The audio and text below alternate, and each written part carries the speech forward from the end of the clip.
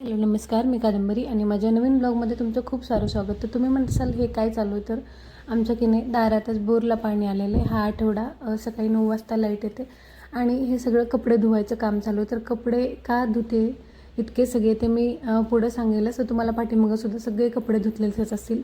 मोठे कपडे छोटे कपडे सगळे घरातले कपडे धुवून टाकायला चालू आहे.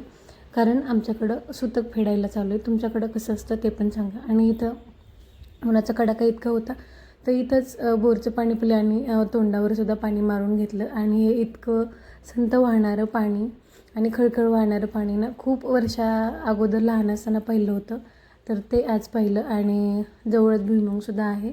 तर म्हटलं चला ओल्या शेंगा खाऊयात. सो तिकडं गेले आणि भुईमुगाच्या शेंगा उपटून आणला. तर तुम्ही पाहू शकता 2 पक्षी इतके उडून गेले ना जवळून. म्हणजे खूप छान वाटलं ते मला. मी नंतर पाहिलं कॅमेऱ्यामध्ये. आणि त्याच्यानंतर शेंगा घेतल्या.